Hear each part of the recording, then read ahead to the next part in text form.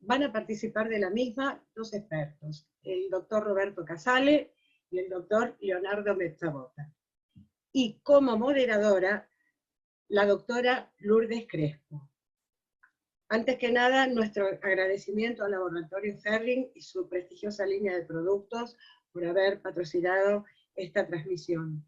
Y dicho esto, les voy a presentar a la moderadora de esta transmisión, la doctora Lourdes Crespo, quien es especialista en tocoginecología y genética médica, es asesora médica del Laboratorio Ferring y es coordinadora de genética en salud fetal de la maternidad suizo-argentina. Doctora, un gusto saludarla. ¿Cómo está usted? Hola. Hola Patricia, muchas gracias. El gusto es mío. Para mí es un placer estar coordinando este encuentro con estos grandes. Gracias por la invitación también a FASGO. Y bueno, y la idea es que esto sea un debate interactivo, que sea un ping-pong de preguntas y respuestas. Vamos a romper un poco el formato tradicional. La idea es que estos grandes de la obstetricia lleguen a cada lugar de nuestro país y de Latinoamérica también. Para mí es un placer presentarles al doctor Roberto Casale. Roberto es el jefe del Departamento Materno-Infantil del Hospital Posadas y el jefe de Servicio de Obstetricia del Sanatorio de la Trinidad Ramos Mejía. Y al doctor Leonardo Mezzabota, que es el jefe de la Unidad de Obstetricia del Hospital Argerich, y el jefe de Obstetricia del Sanatorio de los Arcos. Además, los dos son miembros de la Comisión Directiva de SOGIVA y miembros del Comité Científico de FASGO. Así que bueno, yo los voy a estar interrumpiendo, yo voy a hacer un poco la voz del pueblo, y los invito a todos a que se presenten, a que hagamos comunidad, y que hagan todas las preguntas que quieran. Vamos a ir haciendo las preguntas a medida que van transcurriendo los temas para que no quede todo al final. Así que bueno, bienvenidos. Hola, ¿están?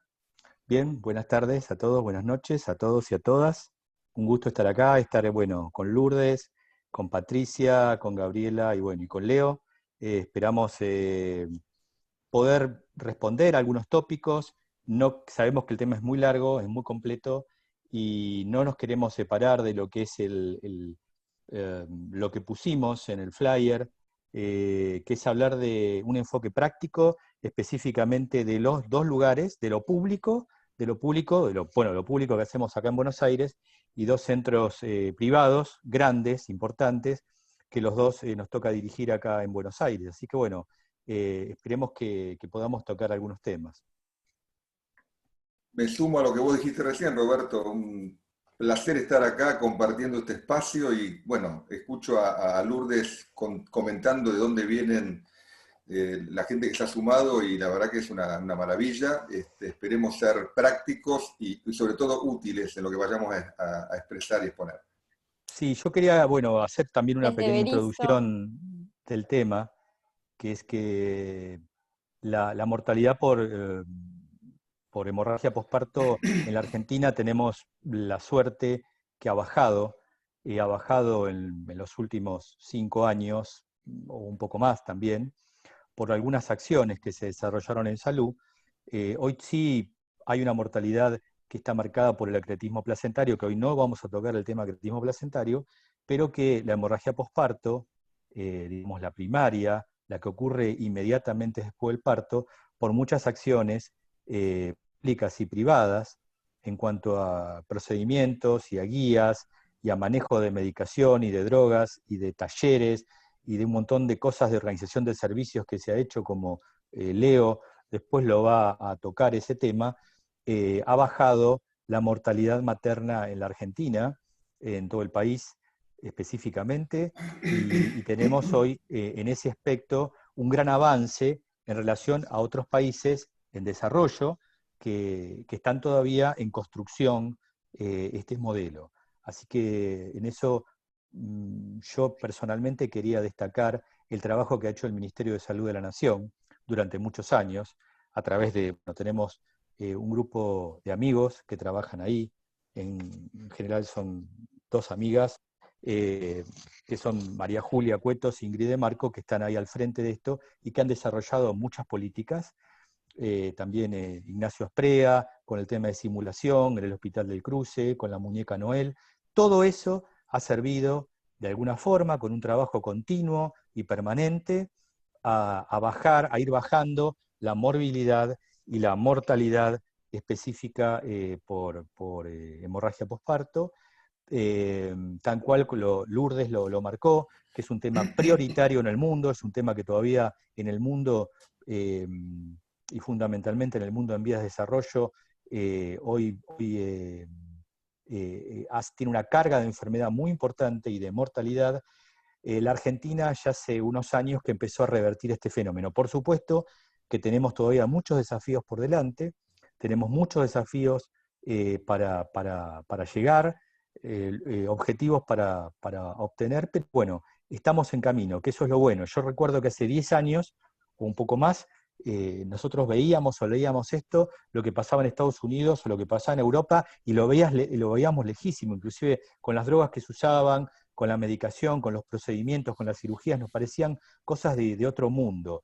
Y nosotros hoy vemos que estamos muy cerca de eso, con procedimientos sencillos y de fácil resolución.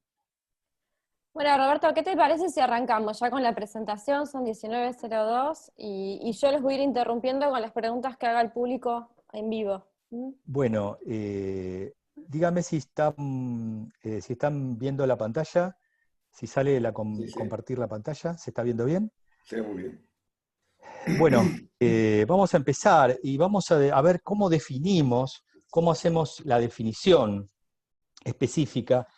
Y la clásica definición de la OMS sobre el tema es cuando hay una hemorragia posparto. Específicamente vamos a hablar en este caso de hemorragia primaria posparto.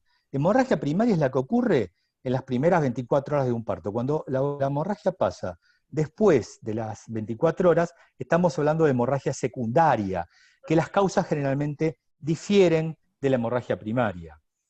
La hemorragia puede ser leve, cuando un paciente pierde, la mujer posparto, tiene una hemorragia mayor a 500 centímetros cúbicos, o grave cuando tiene más de 1000 centímetros cúbicos de pérdida. Esta es la clásica definición que está en la OMS y que está en el Royal College, en la guía del RACOG. Pero a mí me gusta más esta definición, que es la del ACOG, la del American College, y por supuesto que es la que adhiere FASGO, que está en el consenso de hemorragia de posparto de FASGO, que es la pérdida de cualquier cantidad de sangre, no importa cuál sea, pero que cause signos de hipovolemia o inestabilidad hemodinámica en la paciente. Obviamente que no sabemos y no lo podemos medir. Y uno veía que antes nos decían, cuando venía algún americano o algún grupo fundamentalmente de Inglaterra, cuando se hicieron los trabajos de sulfato de magnesio en preeclampsia, que teníamos que medir hemorragia. Y en realidad, medir hemorragia es un tema muy complicado, muy difícil de hacer. Cuando hay que medir hemorragia, en los hospitales estos del primer mundo, donde se medía, porque prácticamente ya no se mide, mandaban al R, ni siquiera al R1, al R0 a hacer esto, porque era el trabajo de castigo para hacer. Y por supuesto, lo que hacemos todos es el método, digamos, de observación. Observamos si la paciente tiene hemorragia o no. Y esto nosotros lo pudimos hacer hace muchos años, más de 25, que con mi coequiper, con el doctor Alberto Ferreiros, hicimos en ese momento un trabajo de medir la hemorragia posparto en un grupo de mujeres, y hicimos, digamos, le tomamos una encuesta a los médicos y a las obstétricas que atendían esos partos, y vemos, como podemos ver en este primer gráfico, que en la medida que las pacientes empiezan a perder mucho más de 500, el médico subestima. Hicimos una segunda observación en el año 2004, en este caso cuando tuve que hacer una tesis para un posgrado que hicimos para la OMS, y fíjense que prácticamente dio el 100%, o sea que el médico subestima muchísimo la hemorragia posparto. O sea, en la medida que la paciente pierde más, el médico dice que pierde menos, y en general este método no sirve. Por lo tanto, me gusta y nos gusta con Leo el tema de evaluar, además de la subjetividad y además de la cantidad, lo que podemos ver, los signos de inestabilidad o de descompensación hemodinámica entre estos pacientes. Por supuesto, ¿no? Si el sangrado llega a la puerta de la sala de partos, obviamente que hay un montón de cantidad de sangre, y lógicamente ahí ya el método, digamos, es el que uno está viendo, y lógicamente, ¿no? Pero ¿cómo identificamos nosotros a estas pacientes graves? Y lo identificamos con dos signos que son muy sencillos de tomar. Uno que es el índice de choque, que es tomar de dos elementos que son totalmente independientes, que son por un lado la frecuencia cardíaca y por otro la tensión arterial sistólica, y marcar de esto, sacar un cociente, y cuando este cociente pasa el 1, decimos que esta paciente está con un grado de inestabilidad hemodinámica. Y lo segundo es el grado de choque. El grado de choque está evaluado en esta planilla semáforo que está en el consenso de hemorragia posparto de FASGO, y que cuando ustedes logran visualizar, por ejemplo, si tiene un pulso normal de menos de 90, está en línea verde, que se acompaña con una presión arterial sistólica mayor de 90 y nos quedamos tranquilos, pero si algo se modifica con un solo dato que se modifique y pase, vamos a pasar al semáforo amarillo o al semáforo rojo, que eso nos indicará que tenemos que tomar alguna acción. ¿Qué falla encontramos? Nosotros encontramos específicamente en todos los servicios de obstetricia que nos toca ver. Nosotros estamos hablando de, por ejemplo, en este caso, 4 servicios de obstetricia, 2 públicos y 2 privados, pero en general esto pasa transversalmente a todos los servicios. Hay 2 fallas grandes, una que es la demora en la evaluación del tratamiento, la paciente empieza a sangrar, o queda sangrando después de una cesárea de un parto, aunque sea sangrando poco. Sabemos que nosotros terminamos el parto y nos queremos ir a casa, ya nos aburre suturar la episiotomía o cerrar el abdomen, nos queremos, digamos, en algún momento no nos quedamos observando estas pacientes, y fíjense que el 90% de las hemorragias se producen dentro de las 2 horas del nacimiento. Así que si uno dejaría a estas pacientes Esto, en Roberto, ¿vos observación... lo ves más en la gente, en el lugar público o en el privado, esto, este 90% en las 2 horas, ¿no? Porque lo que veíamos charlando de que por ahí en el privado uno hace todo rápido y se va enseguida, ¿cómo lo ves? Me parece que esto es transversal a los 2 lados. Lo que sucede es que en el lugar público, como la paciente queda habitualmente en el centro obstétrico y siempre va a haber un médico al lado o una enfermera, etcétera, me parece que es mucho más, digamos, que se minimiza y se controla mucho más esta situación. Pero en privado la verdad es que es caótico, porque uno hace un parto, la deja un rato en control y a veces por un motivo de gestión de quirófano o de centro obstétrico, la paciente la llevan rápidamente a la habitación y la paciente empieza el sangrado en la habitación, y ahí es cuando empieza una cascada de inconvenientes al respecto, ¿no? No sé, Leo, ¿qué te Perdón, parece? Roberto, perdón. No, sumándome a lo que preguntó recién Lourdes, a veces un déficit es una virtud, porque a veces el déficit de traslado de pacientes, que nos suele ocurrir, ¿no? La demora en el traslado, en este caso, en ámbitos sobre todo públicos, permite que la paciente esté un tiempo más prolongado en el centro obstétrico, y eso beneficia en términos de la pesquisa precoz de una hemorragia. Por el contrario, la necesidad de giro cama o de giro internación en el ámbito privado conspira en relación a eso. Igual ya vamos a volver con este tema. Sí, yo no te quiero spoilear este tema, Leo, que a vos te gusta el Spoilee, cine, tranquilo, Casale, no porque se preocupe. este es tu tema de gestión de servicio y de estrategia de servicio. Y lo otro es la falta de entrenamiento en guías y protocolos. Nosotros, voy a hacer una breve referencia, muy breve referencia, el año pasado, con un grupo de médicos, con Nicolás Basanta y Facundo Fiaumeni, dirigimos este curso de entrenamiento en hemorragia posparto, que lo hicimos dentro del Congreso, y fíjense cómo los médicos siguen subestimando cuando hay hemorragia. Estaban todos estos escenarios de hemorragia posparto, y acá lo vemos al doctor Basanta evaluando a los médicos que cada uno pasaba y ponía la evaluación. Y el otro entrenamiento que hicimos, que también lo hicimos en Sojiva, que fue el entrenamiento de suturas envolventes. Esto acá es un entrenamiento con úteros de yegua y úteros vacunos. Acá en este caso es un satélite que se hizo en el Hospital Posadas hace muchos años, y están acá 2 médicas del servicio mostrando un bilinch muy contentas de que habían logrado esta sutura.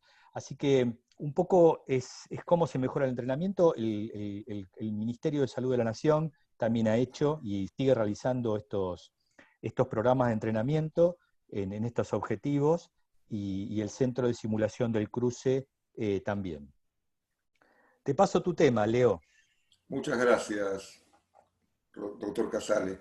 Bueno, yo voy a continuar hablando sobre factores de riesgo, y la realidad es que voy a tratar de enfocar el tema en función de dos miradas. Por un lado, lo que todos sabemos, qué cosas predisponen a la aparición de una hemorragia, si bien es una emergencia que puede sorprendernos en cualquier momento.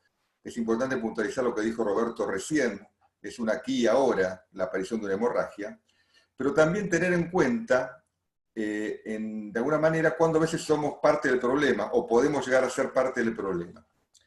A ver, lo dijo Lourdes en los comienzos, la hemorragia posparto es una instancia fundamental para nosotros por su vinculación con la mortalidad materna, y como sabemos de un tiempo a esta parte, el NIAR-MIS, o la morbilidad materna severa, que anticipa, ¿no es cierto?, es como un preámbulo, como una antesala de la muerte materna, es una mujer muy enferma, que hubiera muerto si no fuera porque la suerte o una intervención médica actuaron a su favor.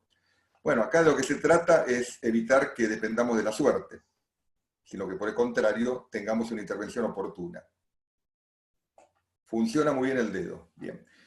La hemorragia posparto, como todos sabemos, y ya tenemos como incorporado que la resolución adecuada de una hemorragia posparto va a estar vinculada a la capacidad y a la oportunidad y hasta a la destreza, además de tener los recursos, para un tratamiento oportuno. Pensémoslo de manera más global. La realidad es que la primera solución para una hemorragia es tener menos hemorragias. O, dicho de otra manera, diagnosticarlas oportunamente. Antes del tratamiento oportuno, que es por supuesto fundamental, y después se va a expedir Roberto con respecto a este tema, es muy importante el diagnóstico precoz, que recién lo acaba de señalar, con las dificultades que tiene en cuanto a la subjetividad.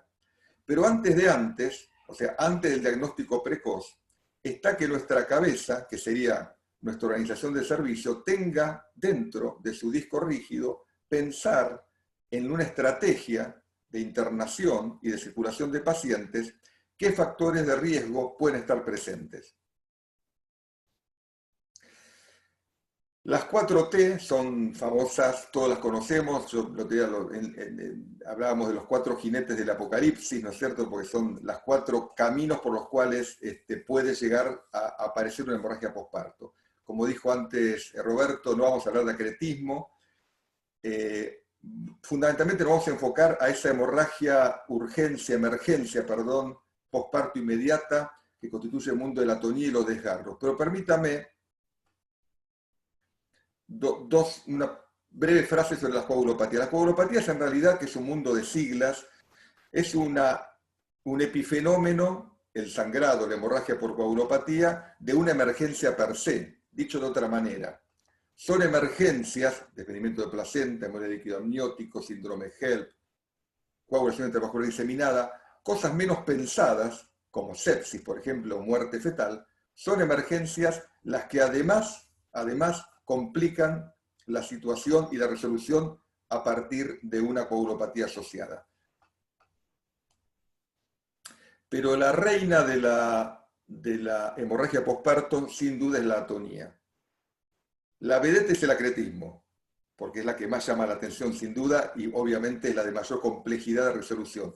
Pero la reina, ¿y por qué es la reina? Y es la reina fundamentalmente porque es la que más aparece delante de nuestros ojos o en nuestra atención. Aproximadamente entre un 70 y un 80% de las hemorragias son por atonía.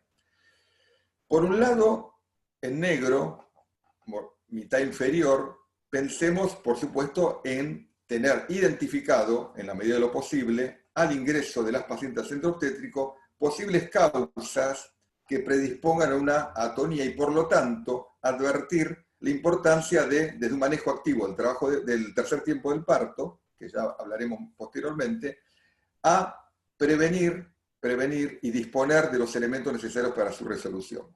Por ejemplo, macrosomía fetal, la multiparidad, el embarazo múltiple, la miomatosis uterina, etcétera, etcétera. Todas estas cuestiones biológicas que vienen con el ingreso a la paciente están presentes, las conocemos y las tenemos incorporadas a nuestro pensamiento a la hora de atender. Ahora, también tengamos en cuenta que a veces las atonías pueden predisponerlas instancias de atención.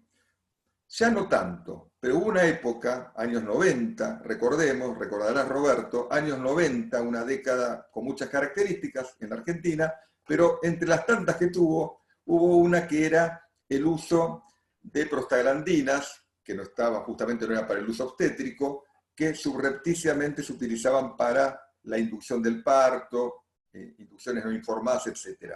Obviamente esto condujo a un aumento importante en algunos ámbitos de la atonía uterina. Y si venimos más cerca en el tiempo, también tengamos en cuenta algunas corrientes actuales que generan algunas tensiones a veces en relación a el parto natural o el parto vaginal, muchas veces tirando de la cuerda más allá a veces de lo recomendable, como si la musculatura uterina no fuera un músculo que se puede llegar a agotar. Bueno, importante que, aunque nosotros seamos los que podemos resolver este problema, no seamos los generadores del problema. Mira, a propósito de eso, el doctor Winograd te está diciendo, Leo, que falta agregar la sobreestimulación de la contractilidad, que un poco tiene que ver con esto que decías vos, del famoso cuartito, ¿no?, que se ponía, que pasaba desapercibido, pero que a veces es iatrogénico también, ¿no?, que a veces se abre el suerito y pasa la oxitocina, y la sobreestimulación también. Gracias, doctor Winograd. Perfecto. Agradezco el aporte del doctor Winograd, con quien nos conocemos, pero digamos, se asocia justamente a lo que estábamos refiriendo recién, a la misma línea, ¿no es cierto?, de a veces empujar el parto, o enlentecer el parto también. Y Noelia Peralta también nos dice el manejo inadecuado de los tiempos puede contribuir a que haya una atonía uterina.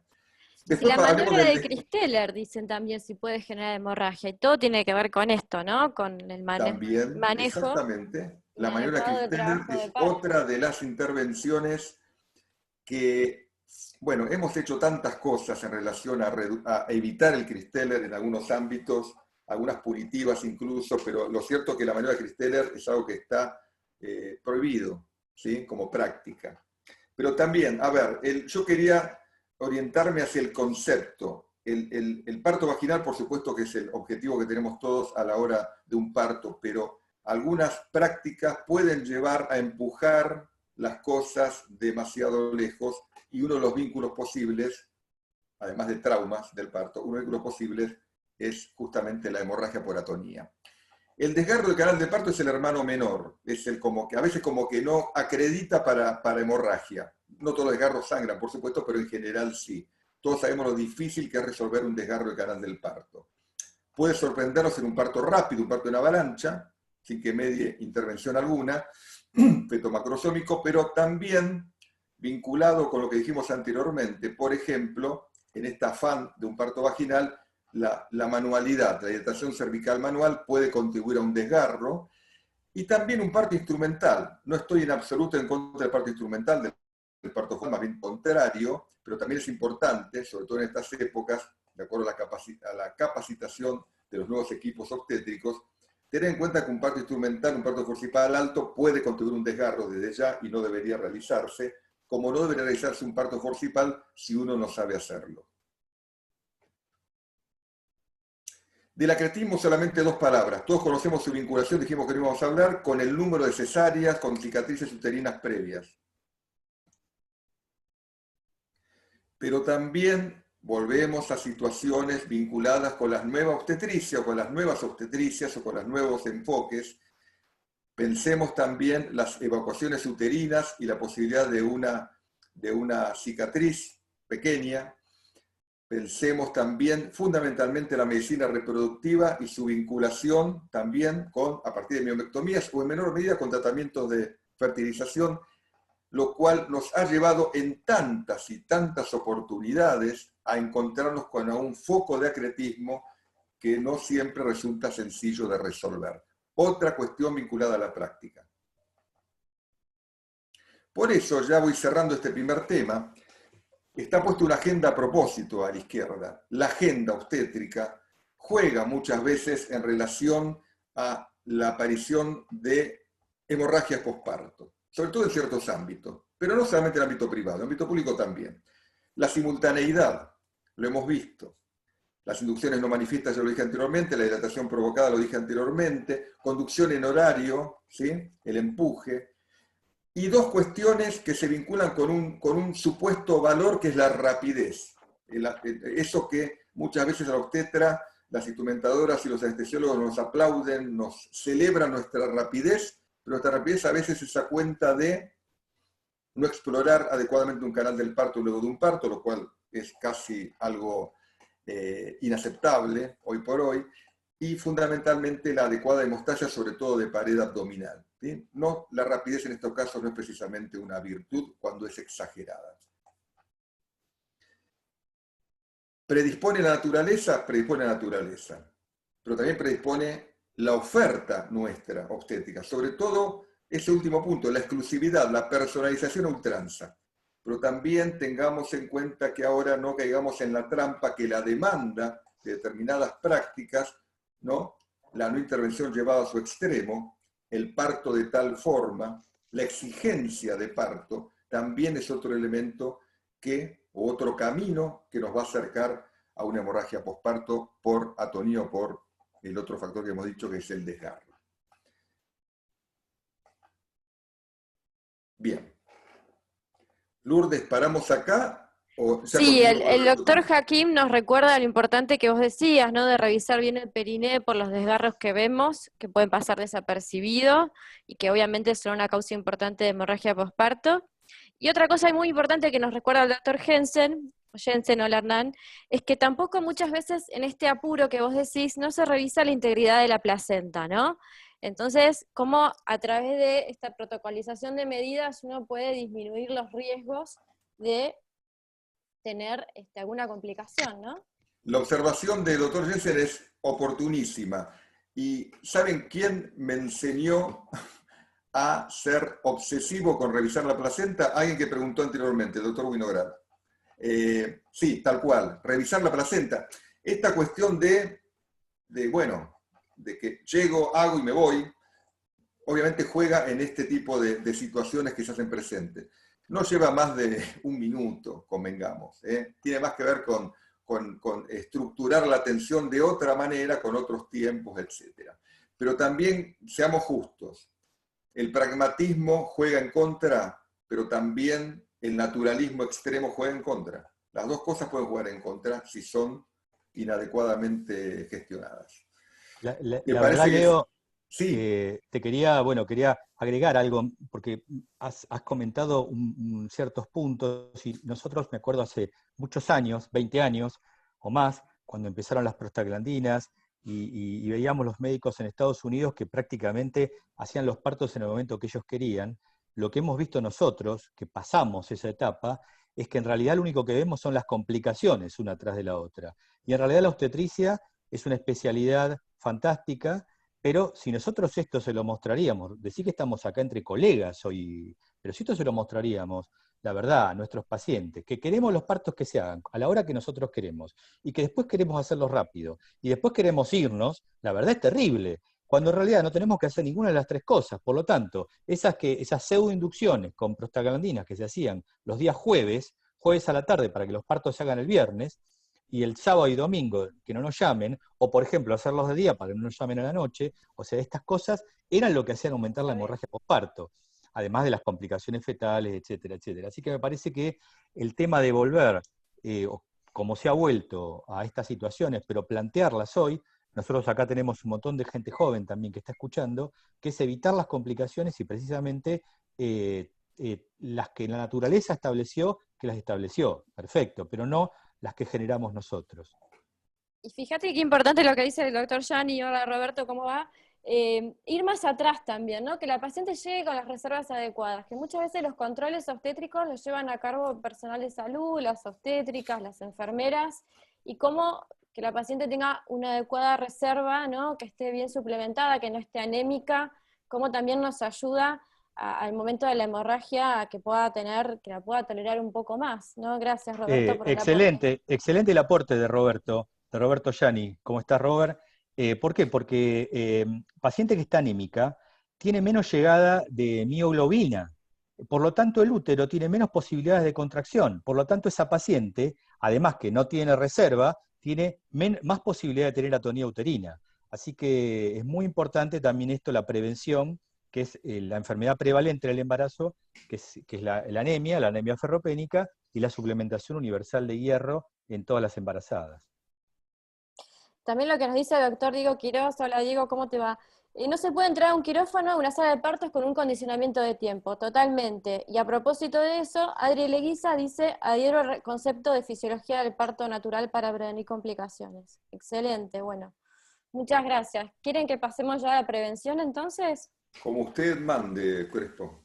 Bueno, pasemos.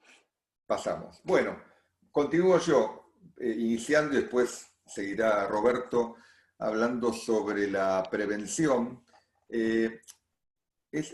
Nosotros lo voy a tratar de enfocar desde otro ángulo. Cuando uno tiene que responder a planes de parto,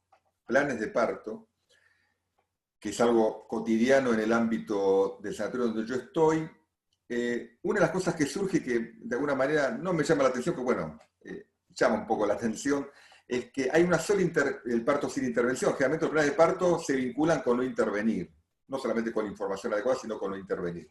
Pero si hay una intervención que es aceptada por quienes ofrecen y quienes demandan, es justamente el manejo activo del tercer periodo del parto, ¿no es cierto?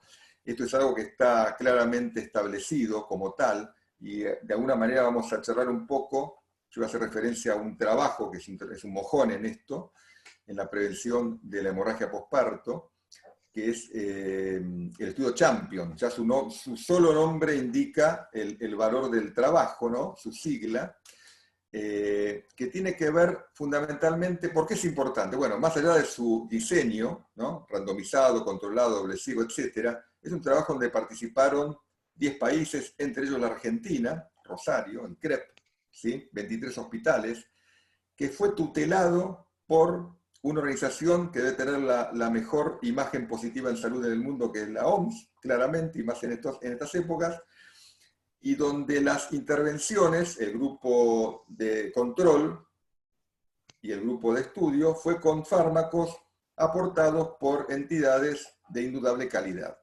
Y fue comparar, podemos pasar la siguiente, comparar el estándar de útero retractor, que es la oxitocina, en la prevención de la hemorragia luego del parto vaginal, con la carbetocina termoestable, ¿sí? ¿A cuenta de qué esta cuestión? Y a cuenta de que una de las dificultades que ofrece la oxitocina, que afecta su calidad, obviamente, es la cadena, ¿no es cierto?, que necesita para su mantenimiento. Entonces, la carbetocina termoestable permite 3 años a temperatura ambiente, y esto, de alguna manera, mejora, en algunos ámbitos, mejora la accesibilidad de la medicación. Se trata de tener opciones de tratamiento. Y ver, de alguna manera, en este estudio se buscó ver, comparar eficacia, seguridad de ambos métodos. Se incluyeron embarazos únicos en trabajo de parto,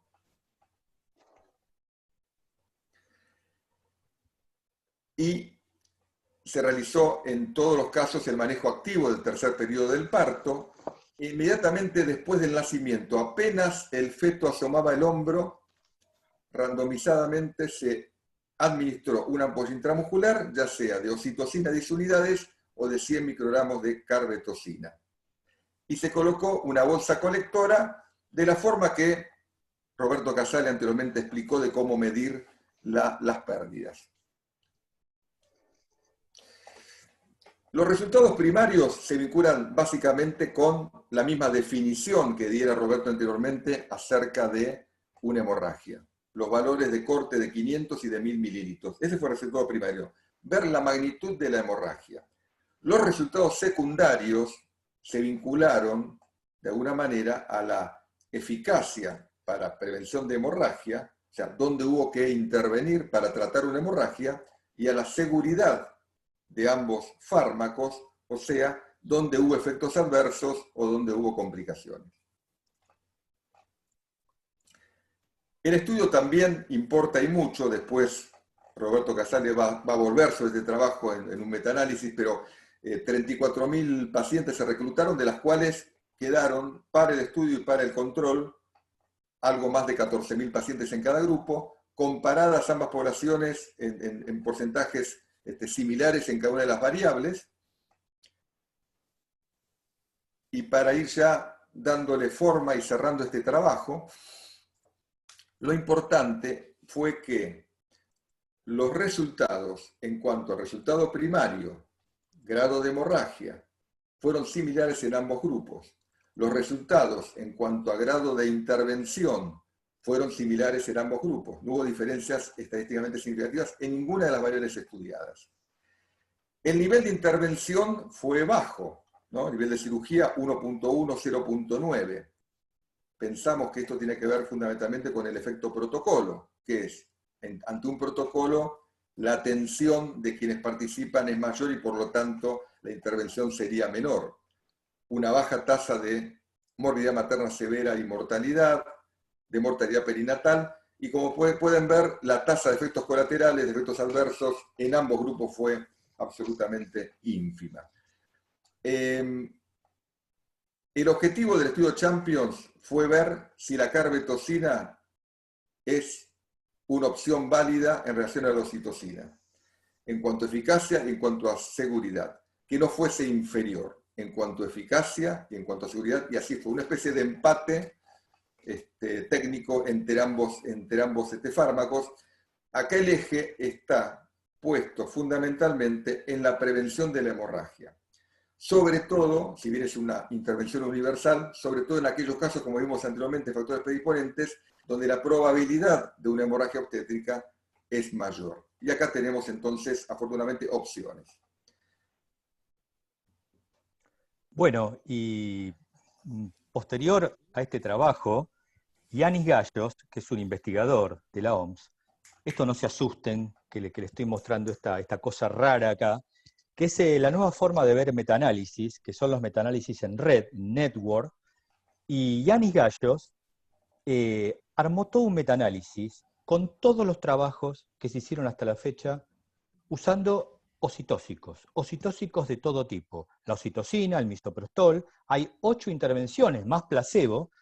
Entonces reunió todos los trabajos acá, que son 196 trabajos, 135.559 mujeres, 53 países, y estos son partos, digamos, nacimientos por encima de las 37 semanas, y más del 70% son partos vaginales, el resto son cesáreas. Lo que podemos ver acá, en esto, que es, de acuerdo al círculo, es la cantidad, digamos, de cómo esa droga intervenía en estos trabajos. Por supuesto, la más usada es oxitocina, después misoprostol, y la sintometrina, que es la ergometrina con oxitocina, y por supuesto, carbetocina está chiquita, ¿por qué? Porque carbetocina tiene mucho menos tiempo en el mercado. Muy pocos trabajos con placebo, fíjense, esto es un tema también ético, los primeros trabajos se hicieron con placebo, pero ya nadie haría un trabajo comparado con placebo, y uno ve acá rayas, que hay rojas y verdes y amarillas, y las rojas quiere decir trabajos con sesgos de selección y sesgos de seguimiento, y las verdes fundamentalmente son las que tuvieron más del 50% de buen seguimiento, que tuvieron un buen segamiento, que tuvieron una buena aleatorización, o sea, son muy seguros en estos trabajos. Y voy a mostrar 2 impactos que tiene este metaanálisis. Esto es cómo se miran estos metaanálisis que son por ranking. Las drogas es como que tienen un ranking, y fíjense, para el ranking de hemorragia posparto mayor a 500, la mejor ranqueada sería la sintometrina, en segundo lugar el misoprostol con oxitocina, y tercer lugar la carbetocina, o sea, 2 mezclas de drogas y una droga pura. Y fíjense que la oxitocina está mucho más lejos, está prácticamente en 47%, y por supuesto el placebo, ¿no?, es la última, porque obviamente si uno le da placebo, estos pacientes tienen más hemorragia. Y fíjense que la otra forma de medir hemorragia, el impacto de una droga, es cómo usamos uterotónicos adicionales, que es lo que usamos siempre. Nosotros damos una droga en el momento del alumbramiento activo, esto es en el momento del alumbramiento activo, antes, o sea, que se produzca el alumbramiento en forma espontánea, o sea, nace el bebé, sale el hombro o sale el feto y damos inmediatamente el oxitóxico, y la que sería más eficaz, que tendría menos uso de uterotónicos adicionales, sería la carbetocina, siguiendo por prostaglandinas inyectables, misoprostol con oxitocina y en cuarto lugar la sintometrina. Por lo tanto, el resumen de esta metaanálisis es que si la oxitocina, cuando nosotros damos oxitocina, tendríamos el 10.5% de posibilidad de hemorragia, o sea, de tener que seguir dando otros oxitóxicos para disminuir la hemorragia por atonía uterina, fíjense que dando sintometrina, carbetocina o misoprostol oxitocina, las posibilidades bajan 3%, que es mucho en hemorragia posparto, bajar 3% este impacto. Pero ¿qué pasa? Cuando usemos esta combinación de drogas, aparecen efectos adversos. Y esto es lo que marca el metaanálisis. Y los efectos adversos aparecen cuando usamos sintometrina y usamos misoprostol. Prácticamente 3 veces la aparición de vómitos, fundamentalmente con sintometrina, 2 veces hipertensión y fiebre con misoprostol. Acá no hubo casos ni de morbilidad severa ni de mortalidad materna en estos, digamos, en este metaanálisis. Lo que aparece posterior es este trabajo, que es el IMOX, que es un trabajo sobre oxitóxicos intramusculares, y acá compara 3 líneas de oxitóxicos, que es oxitocina intramuscular, ergometrina con oxitocina intramuscular, o sea, sintometrina y carbetocina, en partos vaginales, en forma intramuscular. ¿Por qué hacen este trabajo en Inglaterra? Este trabajo lo hacen porque en las maternidades en Inglaterra la droga de preferencia de uso es la sintometrina, pero ellos ven entre 40.000 y 70.000 pacientes que tienen efectos adversos al año, e inclusive han relatado casos de morbilidad severa por el uso de sintometrina, por el efecto que trae, es una droga muy vasoactiva. Este trabajo está finalizado en su carga, digamos, de datos, está ya analizado y está próximo a publicar, pero todavía no está publicado. Eso te iba a decir, Roberto, este trabajo no está publicado el IMOX todavía, o sea que estamos trayendo una primicia, ¿no? Sí, bueno, tuvimos la suerte de a fin de año, por una invitación de la doctora Boto, que Tim Draycott, que está acá en una foto, estuvo en la Facultad de Medicina, él se dedica a entrenamiento en distocias de hombro, y tuvimos oportunidad de conversar con él sobre este trabajo, y me permitió dar algunos resultados preliminares del trabajo. Este trabajo, digamos, tenía 3, era doble ciego, ¿no? Tenía 3 líneas, todas intramusculares, carbetocina, sintometrina y oxitocina, y el punto final no fue ni medir hemorragia ni nada, era qué cantidad de oxitóxicos adicionales tenían que dar con cada línea de tratamiento. Teniendo la idea previa, que cuando usaban oxitocina el 19% tenían que dar un oxitóxico extra, cuando usaban sintometrina el 15%, y con la que menos había que dar oxitóxicos adicionales era con carbetocina. Y lo que demostró este estudio, estos son los resultados, disculpen que traté de pasar algunas diapositivas al español, pero no pude cambiar los títulos, y esto es uterotónicos adicionales, y la sintometrina es la que fue más efectiva en la reducción de oxitóxicos adicionales comparadas con sintocinón, con oxitocina, y con carbetocina. Y no hubo diferencia entre carbetocina y sintocinón, pero volvió a demostrar lo que pasa con el uso de sintometrina. Acá vemos que no hubo diferencias en hemorragia posparto, o sea, los pacientes no tuvieron con una u otra droga mayor o menor hemorragia posparto, pero fíjense esto, que es muy importante, la cantidad mayor de efectos adversos que hubo con sintometrina, 3 veces más, no 3%, 3 veces más náuseas, 4 veces más vómitos, dolor de cabeza, mareos, dolor abdominal. O sea que realmente lo que quería demostrar este trabajo es que esta combinación de ergometrina con oxitocina es muy mala, pese a que tenemos que usar menos oxitóxicos adicionales, mala, porque pueden poner en riesgo la salud de nuestros pacientes y por lo menos el bienestar en este caso. Por lo tanto, la conclusión de este trabajo es que fue asociada con una reducción de la necesidad de uterotónicos adicionales en parto vaginal, no hubo reducción en la tasa de hemorragia posparto, comparada con oxitocina o carbetocina, y presentó peores efectos adversos. Por lo tanto, quiero hacer un resumen, de esto, y es poner lo que sugiere ya la OMS. La OMS hace el cambio de recomendación en manejo activo del alumbramiento, en qué drogas tenemos que usar digamos, para prevenir hemorragia posparto, y pone como primera recomendación oxitocina, segunda recomendación carbetocina, tercera misoprostol, 4 ergometrina y como última recomendación en dosis fijas de sintometrina. O sea, esta recomendación de OMS en su última recomendación de prevención de uterotónicos en hemorragia posparto. Y mi resumen es esto, que es no retrasar la administración de un oxitóxico, porque voy a hacer el comentario que generalmente nosotros tenemos dos temas que vemos que retrasa la administración. Uno es la ligadura tardía del cordón. Pareciera que como no nos dejan, digamos, nosotros ligamos después del minuto, entre el minuto y los 3 minutos, entonces pareciera que ahí no hay que hacer oxitóxicos, y no tienen absolutamente nada que ver. El oxitóxico hay que hacerlo inmediatamente que nazca el bebé. Bien, porque esta es la forma de generar menor hemorragia posparto con el alumbramiento activo. O sea que la ligadura tardía del cordón no tienen que entorpecer eso. Y lo segundo es la muestra para células madre. Pareciera que cuando hay que tomar muestra de células madre, hay que esperar a que se tome tranquila la muestra y pasan capaz 5 minutos, 10 minutos y no le hacemos oxitocina, ni hacemos tracción del cordón, ni hacemos nada de eso. O sea, esta es mi primera recomendación como resumen de toda esta parte de oxitóxicos. Y lo segundo, que sí dar carbetocina al alumbramiento activo en dos situaciones.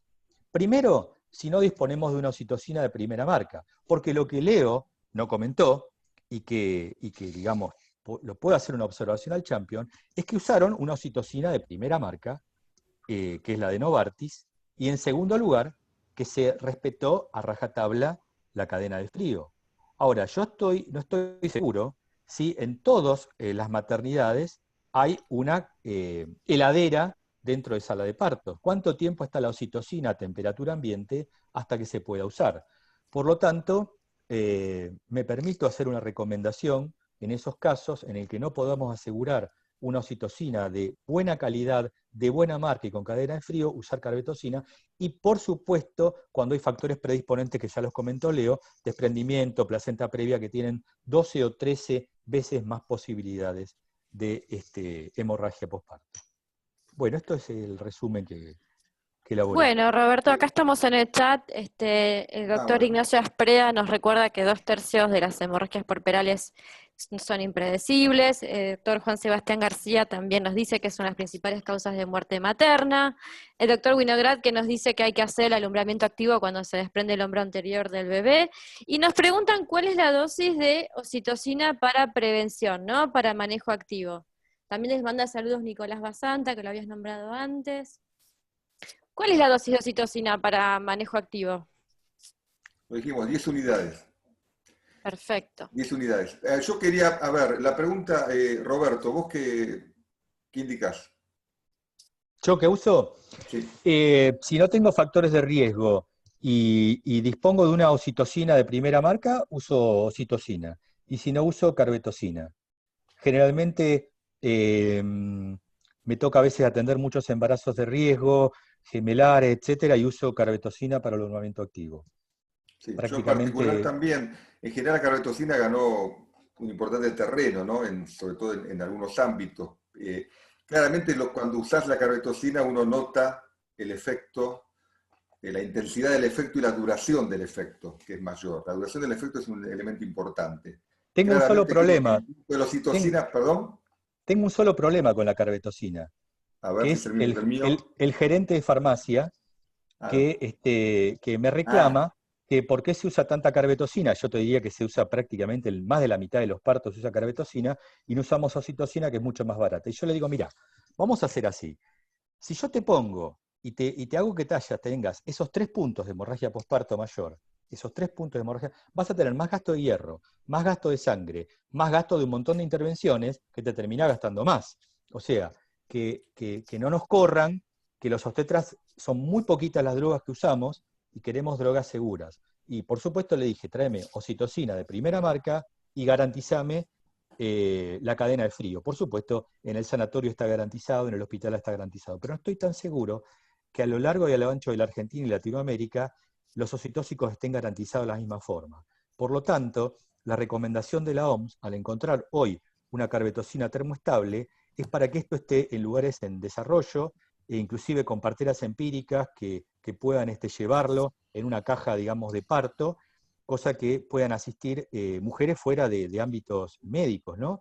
Así que también hay que tener en cuenta esta cosa. Sabemos que hoy tenemos también trabajos que avalan el uso de la carbetocina en forma intramuscular, cosa que antes eran solo trabajos que avalaban el uso en cesárea, y en Argentina tenemos, bueno, una sola marca que avala el uso intramuscular y que sea termoestable, ¿no? Porque hay otras carbetocinas que no son termoestables. Hay muchas preguntas en el chat con respecto a esto. El doctor Roberto Gianni nos dice si la carbetocina en parto vaginal no da dolor a la paciente. Hay preguntas que mezclan un poco lo que es prevención, o sea, manejo activo del tercer tiempo con tratamiento de la hemorragia. Creo que ahora vamos a hablar un poco de tratamiento. La doctora Claudia Travela dice, si estoy usando oxitocina durante el trabajo de parto, ¿cuánto deberíamos esperar para usar la carbetocina? Hablan de drogas seguras, cuál es la dosis de carbetocina, que no se escuchó bien porque había mala señal. Nos lo felicitan por la exposición mucha gente también. Vamos a tratar de redondear un poco, perdón. Sí, le contesto a Claudia. La carbetocina la tiene que usar inmediatamente en el momento activo, independientemente de lo que usó de oxitocina, o que usó oxitocina antes, o que le colocó oxitocina en el trabajo de parto. Porque bueno, si vos le contestás a Claudia, yo le contesto a Roberto, entonces. Sí, genera un mayor dolor, porque obviamente la retracción es mayor. En cesárea, claramente, la respuesta con la carbetocina, uno ha visto que es mejor. En partos, a veces tenemos estas dificultades del dolor, y a veces también, la dificultad no de un encarcelamiento, pero cierta dificultad en el alumbramiento. No, yo creo que ambas opciones son válidas, ambas opciones son buenas, pero también ambas opciones son válidas, depende qué tipo de oxitocina y qué tipo de carbetocina estamos utilizando. No perder de vista eso. ¿Les parece que sigamos? Dale. En honor al tiempo, Lourdes. Dale, sí. Bueno, continúo yo con un aspecto que tiene que ver con el manejo de la hemorragia, que viene a cuenta de cómo organizarnos, cómo organizamos un servicio ante la hemorragia. A ver, algunas cosas ya fueron dichas previamente por Roberto y por mí. ¿Por qué tenemos que estructurar la atención en una hemorragia posparto? A ver, la hemorragia posparto es una de las emergencias más importantes que tenemos en una sala de partos, en un quirófano obstétrico, en un centro obstétrico. Digamos que sus primas son la emergencia hipertensiva, que en ámbitos privados fundamentalmente suele superar en número a la hemorragia posparto, en ámbitos públicos probablemente sea al revés, y el sufrimiento fetal agudo. Instancias, digamos las 3 instancias tal vez emblemáticas o más frecuentes que nos pueden aparecer. Hay otras que son también sumamente complejas, pero de mucha menor aparición. Estas 3, tomemos estas 3 nada más. ¿Cuál es la particularidad que tiene la hemorragia posparto? En primer lugar, lo dijimos antes, la hemorragia, a diferencia de sus primas, tiene una imprecisión diagnóstica. Es más sutil el diagnóstico. Puede llegar a generar demoras. Y fundamentalmente tiene una multiplicidad terapéutica. A ver, si yo estoy ante un sufrimiento fetal, estoy escuchando latidos por debajo de cierta frecuencia, estoy viendo un registro cardiotocográfico con un dibujo que es clarísimo, una bradicardia fija, desaceleraciones tardías, etcétera, etcétera. Está claro la opción de un sufrimiento fetal. Ahora, ante una emergencia hipertensiva, habiendo no síntomas, es un valor numérico que un aparato llamado tensiómetro, nos dice y nos mide 160, 110, sistólica, diastólica, de ahí para arriba. los elementos diagnósticos son más claros, más precisos. Por lo tanto, la demora en el diagnóstico, lógicamente, va a ser menor. En hemorragia, lo dijo antes Roberto, no me voy a extender, más allá de la cuantificación, existen ciertas subjetividades, salvo que la situación sea crítica. Y además, no solamente la cuestión diagnóstica, la cuestión terapéutica. Estoy ante un sufrimiento fetal, reanimo al feto, finalizo el embarazo. Estoy ante una emergencia hipertensiva, antihipertensivo, neuroprotejo a la madre, de paso tal vez al feto, y eventualmente termino el embarazo o no, depende, la circunstancia. ¿Qué pasa en hemorragias? Bueno, tengo un enorme universo de opciones de manejo, de tratamiento, de manuales, medicación, intervenciones ahí mismo, afuera, etc. Hay múltiples opciones, y múltiples opciones donde a veces todas son correctas. Todas las opciones como un multiple choice, todas son correctas en la atención. Estas características nos llevan a la necesidad, en mayor medida, de protocolizar y de organizarnos para su resolución. Ese es un aspecto. El aspecto complejidad, subjetividad diagnóstica, complejidad terapéutica. Después hay otro aspecto que es más práctico, más de grupo humano, organización de personas.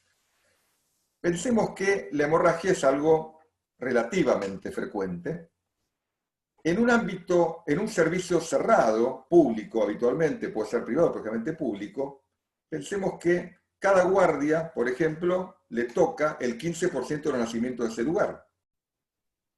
Cada médico de guardia le toca el 15% de los nacimientos de ese lugar, la séptima parte. Por más partos que haga un obstetra en un sanatorio o en algunos sanatorios, les cuento, contribuye al 1, al 2%, si hace mucho, del total de partos que ocurren en un lugar. Acercarse a esas prácticas es mucho menos frecuente cuando uno va de visita y participa en la atención en un servicio. Por lo tanto, la posibilidad de estar frente a una situación de este tipo es menor.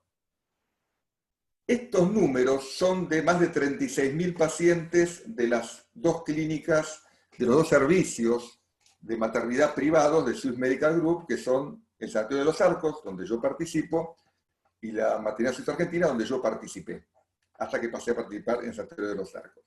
Durante 3 años, en ese número de partos, hubo una hemorragia cada 137 partos, atonía cada 300, acretismo cada 1100. Pensemos en cada servicio con esa frecuencia, la atonía, en este momento que el número de partos ha bajado, sobre todo, cada cuántas semanas o meses a veces puede estar delante nuestro una situación de este tipo. Ni que hablar si empezamos a hablar de las intervenciones, las laparotomías, colocación de balones, suturas compresivas, embolización, bueno, y por último, histerectomía. ¿Cuántos partos hace falta? Cada uno piense en su lugar de trabajo o en su propia casuística si es un médico prestador con pacientes propias. ¿Cuántos partos tiene que hacer para encontrarse delante de...? Estas son cifras de 2 clínicas privadas durante 3 años. Bien, estas cuestiones de infrecuencia, por supuesto, requieren de cada lugar una participación de la institución directa, concreta, y un marco de acción que permita desglosar lo que le toca a cada uno, digámoslo así, lo que le tocaría a cada uno. ¿Roberto? Y acá viene una cuestión. Como dije anteriormente, en un ámbito público hay ¿quién hace el diagnóstico? Porque el diagnóstico es clave que sea oportuno, que no demore.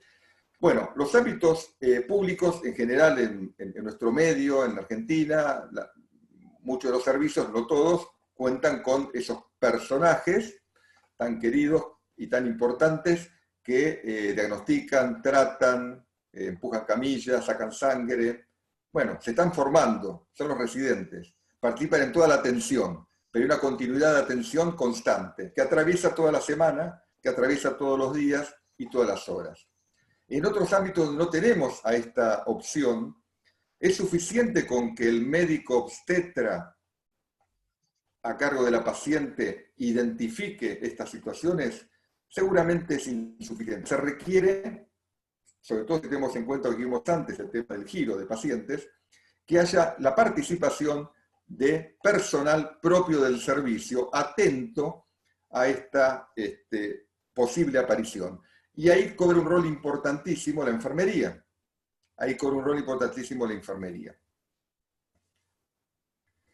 Nosotros en el sanatorio hemos establecido, por diferentes intervenciones, que la enfermera del centro obstétrico y de la internación no solo asiste al paciente y al equipo, también son agentes de prevención de riesgo. De hecho, participan como auditoras, varias de ellas, en las gerencias de riesgo, ¿sí?, de las clínicas.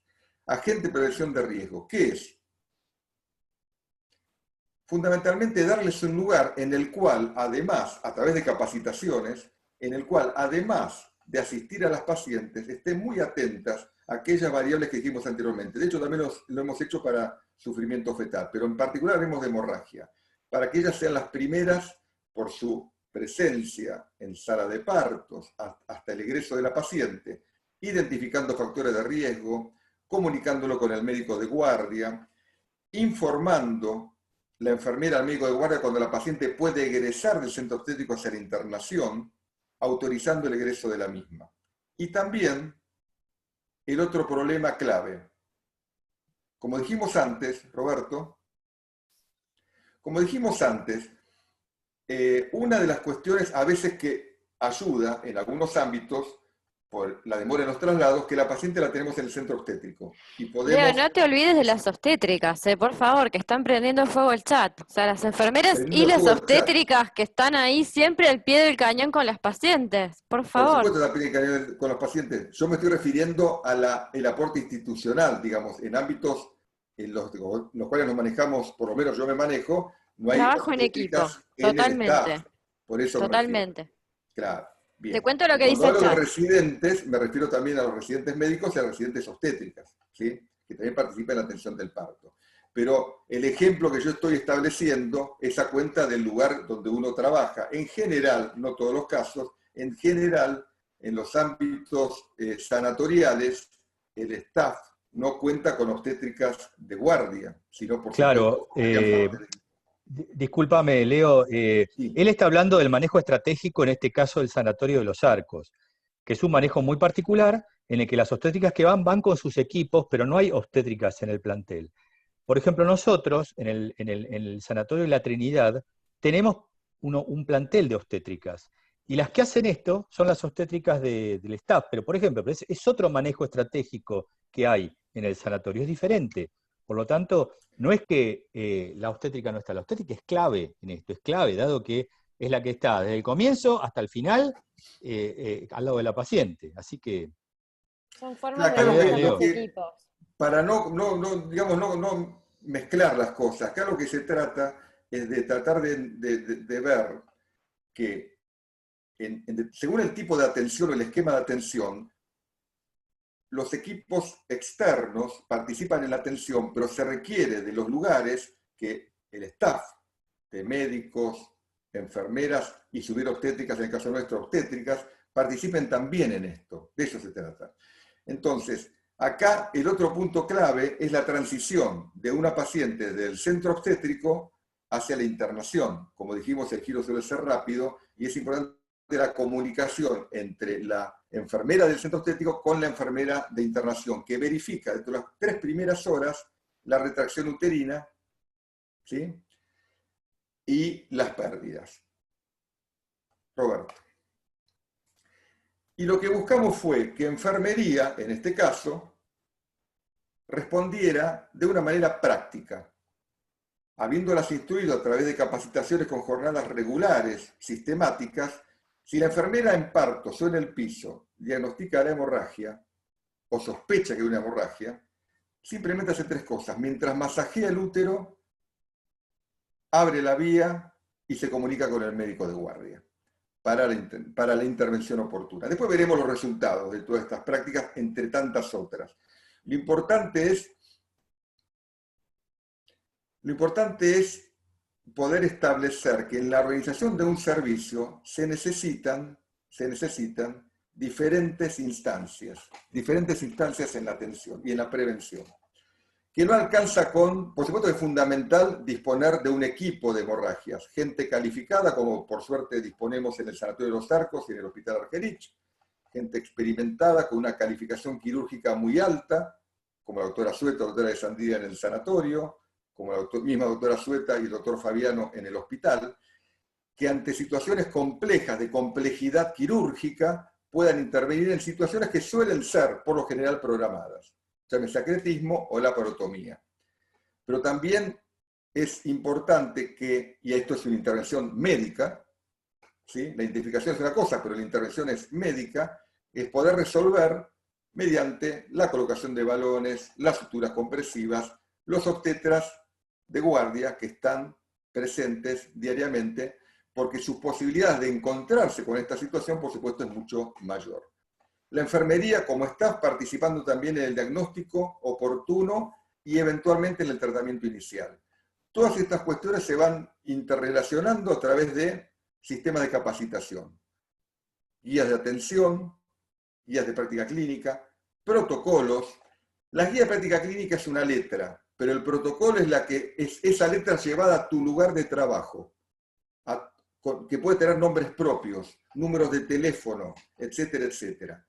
Ambos se articulan y constituyen la letra, la guía, el protocolo, el cómo, y después la sistemática constante de capacitación de algunas prácticas que pueden ser relativamente frecuentes a través de talleres y a través de simulación. Bien. Vamos, como fuimos contestando las preguntas, estamos siendo un poquito más lento, pero bueno, estamos ya, nos falta poco para terminar, y como Leo habló recién del manejo estratégico institucional, yo voy a hablar unas palabras sobre el manejo estratégico de la hemorragia posparto. El manejo estratégico pasa por 5 puntos que tenemos que tenerlos en la cabeza, como los 5 puntos que tenemos que hacer el checklist. Ya habló Leo del primero, que es como ¿quién activa el código rojo? Cualquier persona puede activar el código rojo para que se establezca toda una serie de acciones en hemorragia posparto. Y el segundo punto es el control inicial de la hemorragia, reponer el volumen, la reanimación hemostática y la toma de decisiones para acciones en un segundo nivel. La finalidad de esto es mantener, evitar y prevenir la coagulopatía, o sea, mantener un buen volumen circulatorio, evitar que esa paciente se descompense y prevenir la coagulopatía. ¿Cómo hacemos el control inicial de la hemorragia? Esto ya lo hablamos. Vemos si la placenta salió entera, vemos si no quedaron restos, hacemos un escobillado del útero, masajeamos externamente, examinamos cuello del útero, examinamos la vagina, hacemos la compresión, que alguien habló en el chat que estaba viendo, es compresión bimanual. Estamos viendo este dibujo es un dibujo del doctor Asprey, está en la guía de FASGO y en la guía del Ministerio, o la compresión aórtica. En el caso, esto es una medida también externa para hacer, que la podemos hacer. Y pedimos un laboratorio. ¿Qué le pedimos? Le pedimos un hematocrito, que mucho no nos va a dar idea de cómo está el control de esa hemorragia, pero es para tener una idea de dónde estamos parados. Test de coagulación no pidamos ninguno porque no sirven absolutamente para nada. Pedir un KPTT, un QIT, un tiempo de sangría, no sirve. Y sí, valorar el fibrinógeno. Fibrinógeno podemos dosar, por lo menos en la mayoría de los hospitales y sanatorios grandes, se dosa fibrinógeno. Tengamos una idea que el fibrinógeno está entre 400 y 600, los valores, miligramos por decilitro, y tenemos que tener de cuenta que los valores críticos es cuando cae el fibrinógeno por debajo de 200. Por lo tanto, tener muy en claro, ver el valor de fibrinógeno como test de evolución de la hemorragia. Y lo otro que tenemos que ver es el estado ácido-base. ¿Por qué? Porque cuando tenemos un déficit de base que cae por debajo de 6, o un ácido láctico que sube, la paciente se pone acidótica, se degrada el fibrinógeno. Entonces, si se degrada el fibrinógeno, vamos a tener menos resistencia al coágulo. Por supuesto, Hay pruebas que son las medidas viscoelásticas, y el otro día estuvimos en FASGO en una excelente exposición que hizo la doctora Boto sobre todo el tema de pruebas viscoelásticas, pero esto es un tema exclusivamente para un alto especialista, esto no lo podemos manejar los obstetras comunes, esto solamente lo maneja un hematólogo especializado en esto, y algunos hospitales, nosotros por ejemplo lo tenemos, esto lo usamos cuando por ejemplo operamos sacretismo, así que esto lo voy a pasar, y hacemos las medidas de reanimación iniciales, que le suministramos oxígeno, mantenemos un control de la vía aérea, la paciente hay que oxigenarla, le elevamos los miembros inferiores, le colocamos 2 accesos venosos, sonda vesical, evitamos la hipotermia, hay que taparla, porque también si la paciente está fría, se va a formar menos, eso digamos, también va a hacer que se forme menos fibrinógeno, va a aumentar más la fibrinólisis, y por lo tanto no tenga formación del coágulo, y la monitoreamos a esta paciente de cerca. Empezamos la reposición de líquidos y definimos si necesitamos transfusión y mantenemos informada a la familia, porque habitualmente esta paciente la tenemos adentro de un quirófano y no la hacemos, pareciera que podemos estar 1 hora, 2 horas y no le informamos. Reponemos volumen, dijimos, con 2 vías periféricas, usamos bolos entre 250 y 500 de cristaloides, podemos usar Ringer o solución fisiológica. Es preferible el Ringer porque, como dijimos, es el que menos nos va a cambiar la acidosis, y si nosotros ponemos solución fisiológica en exceso, también podemos generar una acidosis por cloro. Y hay coloides que podemos usar también, el Hemacel y el Voluben. El Voluben es un coloide que se usa bastante en expansión, que dura más horas, puede durar entre 12 y 20 horas digamos, en la circulación. Esta es la base de datos de Cochrane, que no hay diferencias en el uso de coloides y cristaloides con el punto final de muerte, así que en general preferimos usar Ringer. Y lo que usamos es el ácido tranexámico para la reanimación hemostática, que lo usamos inmediatamente. Esto es a través del trabajo de Guman. La dosis inicial ya viene en ampollas de 1 gramo, venía de 500 y ahora ya está en la ampolla de 1 gramo. Y si no tenemos respuesta, podemos repetir una nueva ampolla a los 30 minutos. Acá vemos, fíjense del Gumen, qué interesante, que es el trabajo, digamos, que incluyó 12.500 pacientes, ¿no? Con 15.000, perdón, con hemorragia posparto, y la principal causa es la atonía uterina. Y fíjense cómo, sobre el punto final mortalidad, prácticamente mejoró en un 30% cuando se hace dentro de las 3 horas el ácido tranexámico, que además tenemos que saber que es una medicación de muy bajo costo. Y lo otro es cómo vamos a hacer una transfusión. Pedimos sangre, pedimos plasma y pedimos plaquetas. ¿Bien?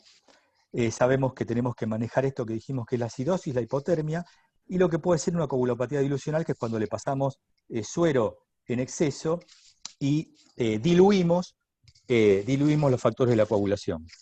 Si tenemos un laboratorio, por ejemplo, nosotros pedimos un laboratorio y nos da el fibrinógeno normal y las plaquetas normales, solo le pasamos glóbulos rojos, le empezamos a pasar 2 unidades y vamos viendo con el hematocrito y la hemoglobina cómo se va recuperando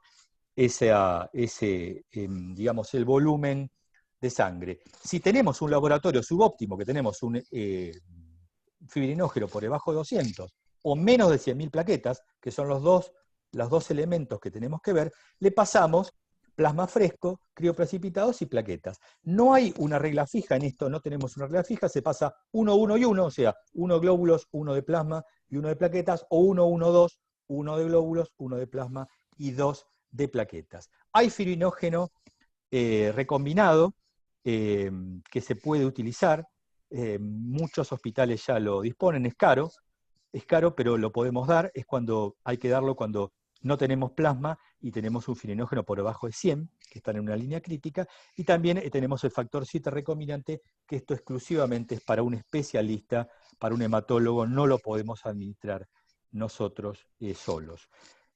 Quería hablar 2 palabras de esto, que es el traje antichoque no neumático, el NASC. Esto está avalado por FIGO desde el año 2015. FIGO recomienda que en todas las maternidades esto esté. Es un traje de muy bajo costo.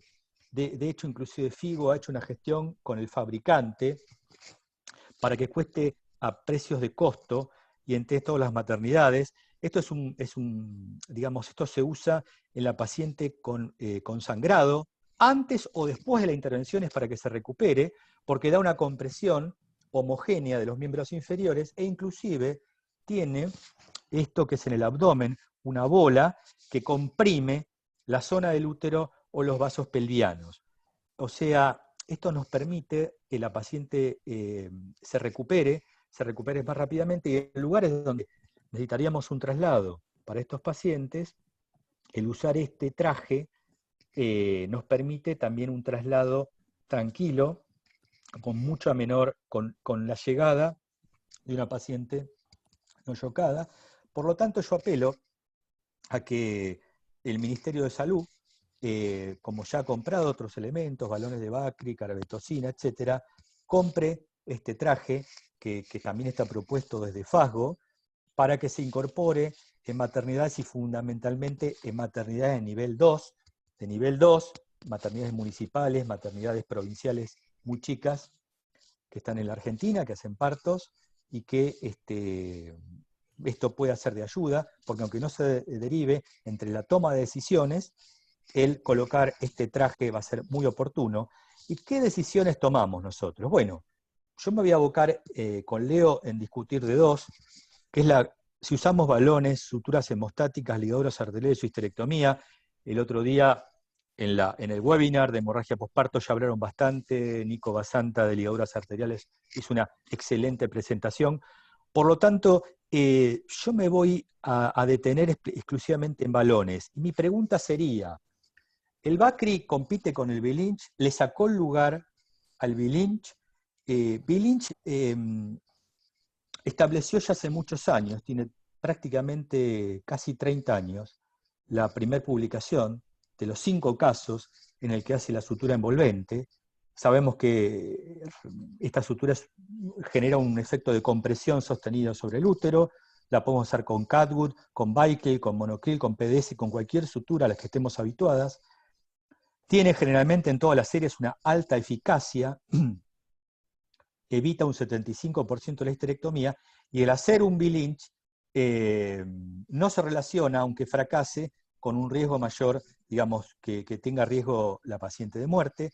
Tiene pocas complicaciones, aunque están relatadas: necrosis uterina, rotura, hematometra, piometra, porque se perfora el útero, o estrangulación del epiplón o del intestino cuando la sutura se afloja a través de la sutura, y no tiene efectos adversos en la fertilidad. Se puede asociar con el balón de Bacri, que se llama técnica de sándwich, pero esto necesita entrenamiento y ciertas habilidades quirúrgicas. Por lo tanto, para mantener este entrenamiento necesitamos los talleres que vimos que se realizan en muchos lugares. Acá vemos la clásica Billinch, ¿no?, que entra, digamos, a través de la histerotomía. No los voy a relatar cómo se hace un Billinch, es bastante sencillo y lo pueden ver en cualquier video de YouTube, pero tiene fallas, que es que el cuerpo traccionado dificulta la contractilidad a veces del útero, no comprime el segmento, necesita histerotomía, por lo tanto en un parto no lo podemos dar, perfora la cavidad, por lo tanto es el riesgo de infección y el piometra, y se desplaza la sutura si no la anclamos en el fondo del útero. Por lo tanto, tiene sus complicaciones. Y a mí en lo personal, no sé a vos qué te parece, Leo, a mí me gusta esta sutura, que es una sutura que se armó en Corea por el doctor Ho Cho, que es una sutura cuadrática, que uno puede hacer 1, 2, 4, y puede atravesar de una, utilizarla solo en una pared uterina o en las 2 paredes entrando y saliendo, y que generalmente se hace para un sangrado del lecho de implantación, cuando hay una zona de acretismo parcial en el lecho de implantación, o una compresión del segmento, que sabemos que el segmento no se contrae, y a veces cuando hay una placenta previa genera sangrado en el segmento. Y esta es otra sutura, que es una sutura vertical del segmento, que es la sutura de Hu, que también es bastante buena cuando hay sangrado en una zona, digamos una placenta previa, que sangra la zona del segmento, y que es una sutura vertical que se hace a ambos lados, dejando un paso, ¿no?, para que pueda drenar a través, digamos, del segmento al cuello, que drene la sangre, y también que es una sutura bastante utilizada. Pero la verdad lo que ha traído, me parece, un cambio en hemorragia posparto es el uso de Bakri. Saqué muchas series que hay de Bakri, inclusive acá hay una serie nuestra que hicimos con Formosa, con el Hospital de la Madre y el Niño de Formosa, y fíjense, 254 casos de hemorragia posparto con Bakri, y que 72% fue la efectividad, 92%, perdón, fue la efectividad de éxito de Bakri. Y el Bakri, fíjense cómo sigue actuando en otros centros. Por ejemplo, estos son 19 maternidades de Francia, trabajo que sale en la revista Verde, salió hace muy poco. En Francia habían establecido, tenían mucha hemorragia posparto, habían establecido hacer embolización como, digamos, como toma de decisiones, embolizar a todos los pacientes. Y hubo un grupo de maternidades que empezó después de esta decisión, que fue tomada hace más de 10 años, a empezar a usar Bakri. El Bakri lo empezaron a usar hace 7, 8 años. Y fíjense esto qué interesante, que el grupo piloto que utilizó Bakri, cómo bajó la tasa de embolización, con el grupo control que siguió embolizando, y las intervenciones, tanto quirúrgicas como invasivas, bajaron en estas mujeres. O sea que en realidad pareciera que el Bakri vino para quedarse y arrasó con un montón de intervenciones. Roberto, puede ser que se te haya... Ahí está, porque se había desconectado un poquito el audio. Sí, porque sí. me saqué uno de los audios porque me rebotaba el sonido. Y esto es otro tema. El doctor Winograd nos comenta a propósito que hay un análisis secundario del Champion donde se recomienda pasar a la sutura de Lynch recién si fracasa el balón de Bakri. Y el doctor Ignacio Asprea nos dice que Lynch es mejor para hemorragia intracesárea y balón para hemorragia intraparto. Les voy comentando un poquito para que después lo discutamos. Podemos discutirlo. Ahí se te escucha bien de nuevo. Gracias, Nacho, por después lo podemos discutir. Esto es otro trabajo de los Tetrix, de la rápida desuflación de Bakri, o sea que podemos colocar el Bakri, cuando lo queremos sacar, lo podemos sacar, digamos, desuflarlo rápidamente. No hubo mayor tasa de sangrado cuando se desufla en forma rápida y no en pasos. Y están apareciendo estos otros balones, que es la segunda generación de Bakri, que tiene una entrada, además del drenaje, que nos permite instilar ocitóxicos, antibióticos, ácido tranexámico o inclusive hacer algún lavado intrauterino. Aparece este que es el Viticat, que es el Bakri, digamos, americano, es el mismo balón pero de industria americana, y este otro que es el balón doble, digamos, que comprime vagina y útero. Bueno, esto es todo lo que yo les quería dar de intervenciones. A mí me parece que el Bakri hoy está tomando lugar. Inclusive te puedo contestar, Ignacio, que nosotros usamos mucho Bakri en cesárea. Ponemos el Bakri, lo sacamos a través del canal del parto y después cerramos. Y una vez que cerramos la hiterorrafia lo insuflamos. Yo no sé, Leo, qué te parece, pero yo la verdad hace un montón que ya no veo hacer un Belinch. Lo que veo hacer es algún shock que yo recuerdo hecho 2 en los últimos tiempos, pero bueno, tampoco uno ponerse en uno no tiene idea, pero no sé en el Sanatorio de los Arcos, pero por ejemplo acá, tanto en el hospital como en el Sanatorio de Trinidad, en los últimos 5 años no he visto hacer un Belinch. Bien. Sí, a ver, yo refiriéndome a lo mismo, yo coincido con el doctor Asprea. Lo que pasa es que a la hora de elegir, a ver, primero no perdamos de vista que hasta hace 20 años no teníamos nada, absolutamente nada. Teníamos histerectomía, taponamiento intrauterino que hemos hecho, y masaje y alguna medicación. No teníamos nada, absolutamente nada. Después aparecieron una secuencia como olas terapéuticas de diferentes intervenciones, y algunas más accesibles que otras. La realidad es que las suturas compresivas, yo diría que es una genialidad. Los que pensaron en suturas compresivas, no hace falta dar los nombres propios, ¿no? También refiramos a el Jaime Alcumarán. Nosotros usamos mucho el Alcumarán, se usa mucho en el hospital. por su simpleza, su practicidad y sus buenos resultados. En términos generales, con abdomen cerrado, uno haría un tratamiento de contención, un balón sería una evolución técnica de un taponamiento, o destaponar. Ahora hay Sí, otro tipo a también de propósito balones o de eso, taponamiento. nos Y comentan en el chat, mira, Florencia Crespa, una tocaya mía, dice que en la maternidad de Carlotto tuvieron 8.100 nacimientos, 7 hemorragias resolvieron con balón de Brachy y derivaron al hospital Posadas con extracción a las 24 horas del mismo, ¿no? Qué importante esto para las maternidades de segundo nivel que permite la derivación a tiempo, las maternidades que no tienen sí, complejidad ni UTI. pero Lourdes, no perdamos de vista que el balón de Brachy es una excelente herramienta, pero que también, por suerte, en nuestros ámbitos podemos utilizar porque disponemos de ella. Disponemos de ella porque el mismo ministerio lo establece y existen balones en las maternidades. Pero tampoco perdamos de vista que una sutura compresiva es una intervención sencilla, en términos generales, quirúrgicamente, con una alta eficacia. Y acá lo que se trata es de evitar la histerectomía en estas situaciones. Por lo tanto, si disponemos de balón, obviamente será la primera opción, pero es un elemento de contención de la hemorragia que secundariamente podrá funcionar como tratamiento.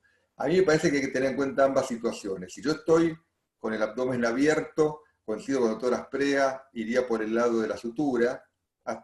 Otro dato importante, los tiempos que demora acceder o no. Hasta hace 10 años atrás, la embolización, que ahora voy a hacer una pequeña referencia, estaba a la orden del día. Tuvimos que armar todo un esquema complejo para poder embolizar, trasladar a la paciente. Bueno, como sabemos, es una situación compleja y no tan accesible. Tanto el balón como las suturas compresivas barrieron con la embolización. Si les parece, continuamos con la presentación, porque no sé, nos quedará mucho tiempo. Acá voy a hacer un cierre de una experiencia del sanatorio, ¿sí? En donde desarrollamos, a partir de una gestión institucional, guías de práctica clínica, que es la letra, como dijimos, para ambas clínicas, ambas maternidades, Los Arcos y la Suizo. Jornadas de hemorragia anuales para equipos externos y médicos propios, ¿sí?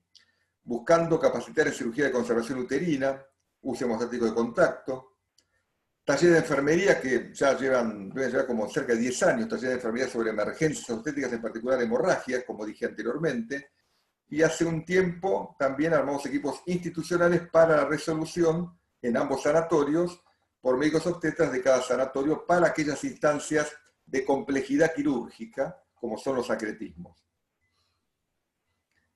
Bueno, la guía de práctica no excluye el criterio individual y tampoco excluye la mirada legal.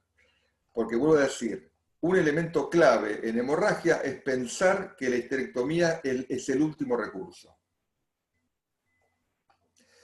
Las jornadas, es verdad, si contamos con simuladores, si contamos con talleres a partir de, como dijo, lo mostró anteriormente Roberto, mejor. Ahora, también hemos hecho talleres, gracias al aporte del Ministerio de Salud de la Nación, la doctora Ingrid de Marco, los talleres sobre capacitación y colocación de balones, pero también hemos utilizado, como ven a la izquierda, parecen guantes de box. Digo, esto está al alcance de muchos. La doctora Sueta desarrolló, que es una eximia cirujana obstétrica, estos úteros que justamente sirven para la práctica continua diaria de suturas compresivas. Las suturas compresivas no hay que minimizar su aporte y su valor, ¿sí? Y lo que hicimos fue comparar en 2 etapas de nuestra historia como servicio. Hasta el 2010, los primeros 3 años, 7.000 pacientes, esto es sanatorio de Los Arcos exclusivamente, donde estábamos de alguna manera articulando diferentes intervenciones como la que dije anteriormente, con una etapa posterior, 7.000 pacientes parto atendidos en la primera etapa, 15.000 en la segunda etapa, en donde vimos las diferentes intervenciones en hemorragias de segundo nivel. Serían hemorragias que fueron más allá de la medicación, ¿sí? De la atención inicial, que requirieron intervenciones. Como podemos ver, la tasa fue similar, 0,75, 0,72. Los ingresos a UTI fueron similares, un poco más de la mitad ingresaron a UTI. Afortunadamente, a la fecha, no hemos lamentado muertes maternas vinculadas a hemorragias en el servicio, ¿sí? Y esto es hasta el día de hoy. Al constituir equipos de hemorragia, pasamos de no ser un lugar que refería a cretismos placentarios a ser un lugar donde se derivaron a cretismos placentarios. Pasamos de un 9% a un 58%. Fíjense la diferencia importantísima. Y esto tuvo que ver fundamentalmente con la aparición de equipos de hemorragia, constitución de equipos de hemorragia y lugar de derivación. Las suturas compresivas pasaron de un 5 a un 37% a partir de los talleres. Los balones de un 2% a un 18%, aumentaron 10 veces. Bien. La embolización bajó en gran medida. En los primeros años usábamos con frecuencia anatonías uterinas, lo cual era toda una situación compleja. Si no bajó tanto, fue porque contribuyen en gran medida como intervención previa a la resolución del acretismo, que no es el tema que hoy estamos hablando. Pero las embolizaciones perdieron claramente espacio dentro del mundo de la emergencia hemorrágica a partir de atonías, ¿sí? Obviamente en desgarro no tendrían razón de ser, sería para atonía uterina. Y las atonías bajaron en su presencia. Pero lo más importante de todo, es que logramos bajar la tasa de histerectomía en hemorragia posparto desde una situación no gestionada, un poco con el aporte de lo que cada equipo establecía en cada caso, de un 32-33% a un 13-14%. Convengamos que en el sistema nuestro, la definición final de la resolución va a cuenta del equipo actuante, el equipo externo. Podemos a veces disentir en alguna resolución, nos estamos en apoyo, a veces resolviendo en lugar de, a veces acompañando la resolución y a veces respetando la decisión en la medida que esto esté adecuadamente documentado. Pero hoy por hoy, la histerectomía, que afortunadamente pudimos bajar en gran medida, la histerectomía es el último recurso. Y la verdad, honestamente, si es con un balón, una sutura, no creo que sea la discusión de fondo. Creo que lo más importante es eso. Y para, de alguna manera, establecer, a ver, nosotros necesitamos estas situaciones como una emergencia tan importante y grave como la hemorragia, requiere, por un lado, de letra, menú, una oferta gastronómica, un menú que nos diga los pasos a seguir, una guía y un protocolo local que establezca los pasos a seguir. Pero también requiere de elementos de ferretería, tener los elementos alineados, ordenados, clasificados y sobre todo accesibles. La caja de emergencias obstétrica, que está a mano en los diferentes lugares de atención, centro obstétrico, pisos de internación, etcétera, etcétera. Ambos elementos confluyen para lograr una resolución. En mi opinión, se requiere la excelencia quirúrgica, que es fundamental, sobre todo en situaciones complejas. También se requiere una organización de servicio que contemple la cotidianidad de la urgencia y un sistema de apoyo de la identificación hasta la resolución. Bueno, y yo para finalizar, quería mostrar una breve experiencia en qué lugar tienen hoy las sustancias de contacto, el uso en obstetricia y la más usada, que por supuesto nosotros las conocemos de ginecología, es la solución de Moncel, de este farmacéutico del ejército francés, que usó esta solución en épocas de guerra, y nosotros le hemos dado un lugar en obstetricia. Quiero mostrar una muy breve experiencia. Si ustedes van a preparar para usar en el quirófano solución de Moncel, úsenlo en un frasquito de vidrio, porque el Moncel corroe los receptáculos de acero inoxidable y no van a servir. Y este es un caso, por ejemplo, que usamos en un embarazo cervical. Acá ven en esta foto el embarazo en el cuello del útero. Usamos una técnica conservadora en una mujer que no tenía hijos. Esto lo operamos con el doctor France, ya que, Leo, nombraste a tus médicos, yo voy a nombrar a los míos. Me parece justo. El doctor France, que es nuestro médico que ha experimentado en todo este tipo de cosas. Esta es la apertura de lo que sería el cuello, la rotura de la bolsa, y queda esta zona, bueno, saca la placenta, que es una zona cruenta que no se contrae, y la topicamos con solución de Monsell para cohibir el sangrado. Este es un caso de una mola invasora en un embarazo gemelar. También se usó Monsell intrauterino como solución de contacto para cohibir la hemorragia. Y esto es un caso de acretismo parcial, con un sangrado del lecho de implantación, que también acá está operando, bueno, estamos operando los dos con el doctor France, y esto también se usó Monsell. ¿Y qué lugar tiene otra sustancia de contacto? Es el Surgicel. Este tipo es el Surgicel fibrilar, y hay uno que es una matriz hemostática, que es el Surgiflo, que se arma bien en una pasta que se junta un líquido con solución fisiológica. Es una sustancia hemostática que tiene un componente de trombina. En la Argentina no tuvo entrada, el ANMAT no lo permitió, pero hace una pasta como si sería un Fastix, y esto lo podemos usar tanto adentro del útero como fuera del útero, cualquiera de los dos sustancias de contacto. Esto es un caso de una miomectomía, que quedó un lecho sangrante y le pusimos Surgicel fibrilar también en esta parte. Y les quiero dejar esta publicación de hace muy poquito en el Obstetric and Gynecology de la solución de Monsell para los sangrados, los desgarros sangrantes de primer grado. Es un trabajo controlado y aleatoralizado. Por lo tanto, voy a dar las conclusiones. Solución de Monsell la podemos usar en obstetricia para desgarros perineales sangrantes de primer grado, cuando no necesitamos suturarlos, fundamentalmente los parauretrales. Intrauterino, cuando hay áreas de acretismo parcial o sangrado activo. No utilizarlo por fuera del útero, o sea, porque es cáustico y puede dañar otro tipo de órganos como es el intestino, vejiga, etc. El Surgicel fibrilar también lo podemos usar de la misma forma, y también lo podemos usar por fuera, cuando hay sangrado, por ejemplo, en la pared uterina, o por ejemplo cuando hay sangrado en la plica vesico-uterina, que están esos vasos que no podemos dar un punto porque es muy delicado, porque está el uréter ahí pegado, o la vejiga. Podemos poner Surgicel y cerrar el peritoneo arriba. Surgiflo de la misma forma, lo preparamos y usamos la pasta tanto adentro como fuera del útero. Y también podemos usar tranexámico como sustancia de contacto, la ampolla tranexámico, tanto como sangrado en napa, intra o extrauterino. Bueno, con esto era lo último de la presentación. Les agradezco a todos que han estado, y bueno, dejamos las preguntas. Bueno, hay algunos comentarios en el chat. El doctor García nos dice: es importante optimizar la resolución utilizando la técnica con la que el operador tenga más experiencia.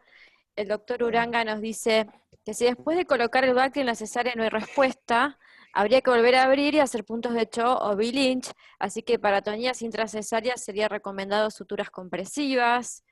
Después, desde el interior, Natalia Stivanello nos dice que lamentablemente en el interior del país no contamos con balones, solamente tenemos 2 que reesterilizamos. Y después hay varias preguntas referentes a las dosis de uterotónicos. Hay también que dice que la solución de Monsell se habría que esterilizarla previa a su uso, que en muchas maternidades no hay solución de Monsell. Así que bueno, les voy comentando un poquito para que charlemos de eso. Bueno, primero, lo que le hemos mostrado con Leo son todas cosas que se pueden aplicar.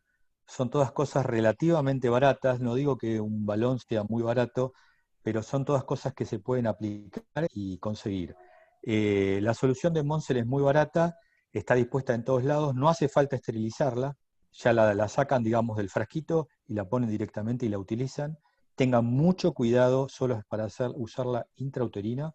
Tengan mucho cuidado si la van a usar en un parto normal, dado que tiene que comprobar que el útero no esté perforado, porque fuera del útero es cáustica y puede provocar lesiones, o sea que tengan mucho cuidado con eso. Hemos tratado de mostrarle todas cosas que son sencillas de hacer, fáciles de aplicar, y que nosotros la aplicamos y la desarrollamos, tanto en el ámbito público como privado. Acá me llegó un comentario de lo que hablaron de maternidad Carlotto, y quería comentarles que el proyecto de la maternidad Carlotto, que es una maternidad de baja complejidad, las hemorragias posparto, todas son resueltas con Bacri y todas son derivadas al posadas. No hubo ningún caso de una histerectomía hecha posterior, ni ningún caso de muerte materna posterior. Así que estamos a más o menos media hora, 40 minutos de distancia, pero todas se han resuelto perfectamente con un balón de Bacri. El balón de Bacri, para los lugares que no lo tienen o que tienen poco, lo pueden pedir al Ministerio de Salud de la Nación.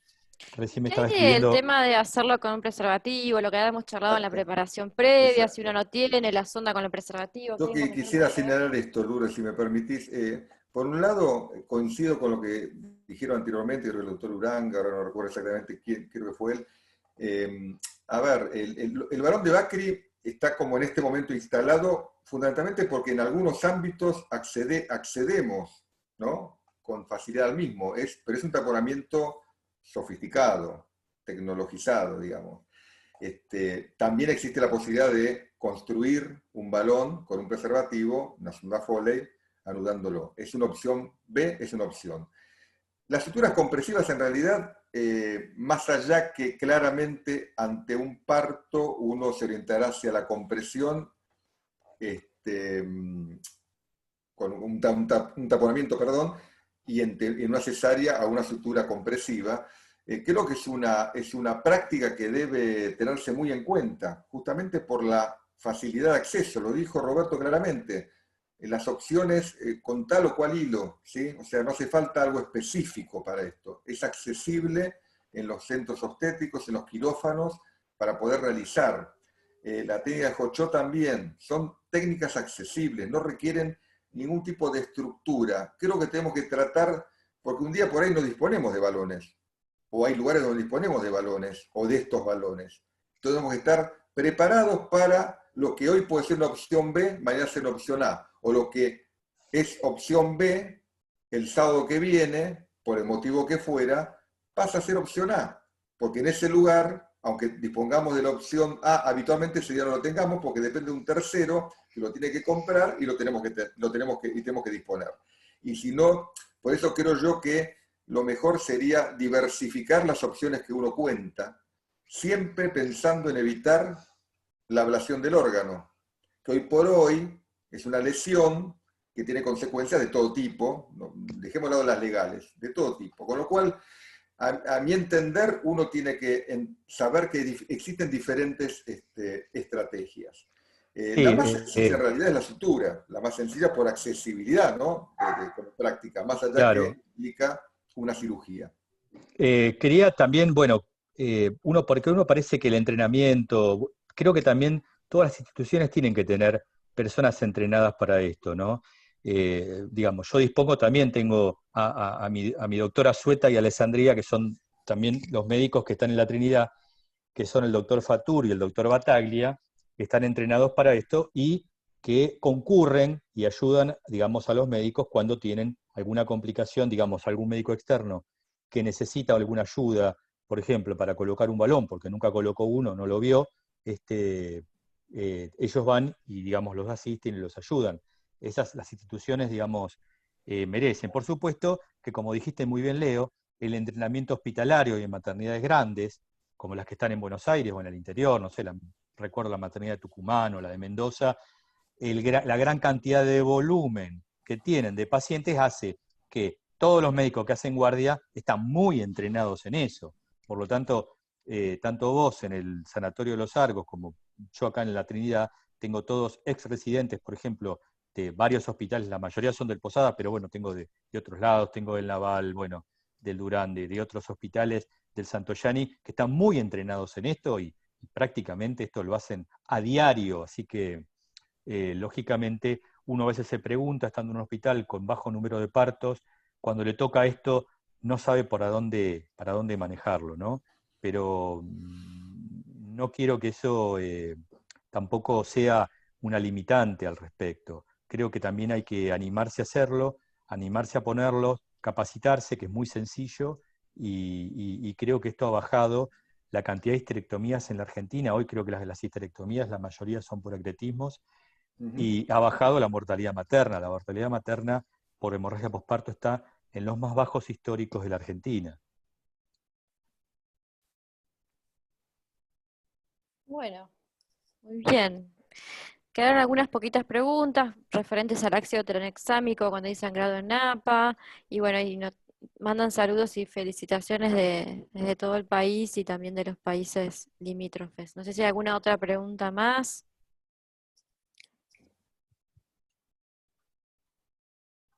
No veo. Acá hablan algo de testigos de Jehová. Mm. Quiero aclararle el tema de testigos de Jehová porque nos ha tocado atender testigos de Jehová y hemos aprendido mucho de los testigos de Jehová. Nosotros lo que usamos hoy para testigos de Jehová es el recuperador. Operamos con un recuperador. El recuperador lo que hace es aspira la sangre que queda en el campo, la lleva a este aparato, lo filtra, genera glóbulos rojos desplasmatizados y eso se lo volvemos a pasar al paciente. Esto lo hace, por supuesto, un hematólogo, alguien que está entrenado. Pero hemos aprendido fundamentalmente con los pacientes de Testigos de Jehová en llevarlos en cantidad adecuada de hemoglobina a las cirugías, en manejarnos con cirugías exangües y rápidas, en usar todo este tipo de técnicas para evitar el sangrado. Por ejemplo, el Monsel, yo recuerdo que en una de las primeras pacientes con una miomatosis muy grande, que le hicimos una cesárea, lo usamos con ella y porque era testigo de Jehová. O sea que hay técnicas que las podemos emplear, no hay que tenerles miedo, digamos, porque antes parecía que un testigo de Jehová era más o menos la mancha venenosa que nadie los quería ni tocar. Nos toca atender a diario personas que por su religión, bueno, no aceptaban transfusiones, cada vez también transfundimos menos nosotros, ¿no? Las transfusiones prácticamente también han bajado muchísimo en el ámbito público como privado, fundamentalmente con el uso de hierro endovenoso. Sí, yo en relación a los testigos de Jehová y casos que hemos tenido, y yo he tenido también personalmente, sugeriría, más allá del recuperador que también hemos utilizado, de hecho los mismos pacientes lo traen, ¿no? Digamos, buscar además de la preparación previa, buscar el mejor equipo quirúrgico posible para reducir los riesgos en la misma cirugía, porque más allá de esta cuestión del recuperador, no resulta fácil, digamos, a veces la resolución. Calificar Claro, bueno, el equipo que interviene. Con todo respeto, no vamos a dejar un residente en entrenamiento para que opere un testigo de Jehová, ¿no? O sea, Roberto, y con respecto de nuevo al ácido tranexámico, ¿cuál es la dosis que se recomienda y la forma de aplicarlo? Que nos están preguntando. 1 gramo endovenoso. Y aplíquenlo inmediatamente, comenzó la hemorragia. Genial. Así es. Bueno, recordarles a todos que esto queda grabado en el Facebook y también en la página de la sociedad de FASGO. Y Ana Rossi nos pregunta era por el ácido tranexámico ensangrado en Napa. Lo pueden usar perfectamente. Se puede usar en intrauterino, extrauterino y en pared. Agarran, hacen un hisopo con ácido tranexámico y lo van hisopando y haciendo topicaciones con ácido tranexámico. Bien. Dice, comentaron que no hay diferencias en el retiro de una vez con el desinflado progresivo del balón de Bakri. No entiendo mucho la pregunta, pero bueno, se las comento. Sí, no hay diferencias. En general, nosotros pensamos que cuando se hace hemostasia, digamos, la hemostasia se hace en la primera hora de la colocación de un Bakri y prácticamente ya a las 12 horas, entre 12 y 24 horas prácticamente uno lo puede desuflar en forma rápida o en pasos. Lo que quiero decir con esto es que no se tomen tantos pasos para desuflar un Bakri, que lo pueden desuflar rápidamente y no va a tener ningún problema, dado que este trabajo con 124 pacientes no mostró diferencias. Bueno, aprovecho también para saludar a la doctora Liliana Boto, que se conectó en la mitad del webinar porque tenía otro webinar antes. Gracias, Lili. Y nos preguntan también, por último, ¿cuál es la dosis máxima de oxitocina?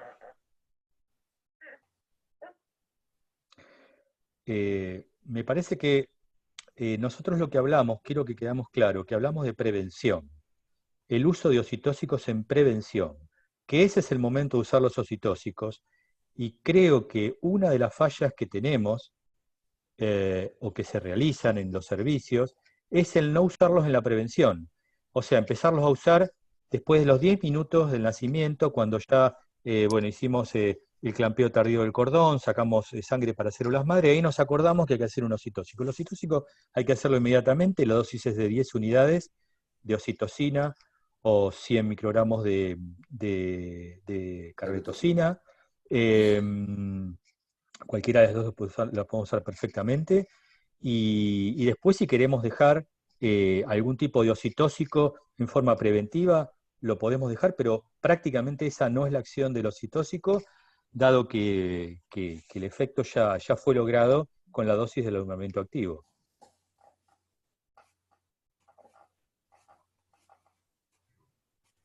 Bueno, creo que ya respondimos la mayoría de las preguntas, después quedan los saludos, las felicitaciones, que las pueden ver después en el chat. Así que bueno, gracias a los dos por este tiempo. Bueno, Por favor. gracias a todos. Gracias a ustedes. Y gracias a FASBO, en 1:45 estuvimos todos conectados casi hasta el final. Gracias.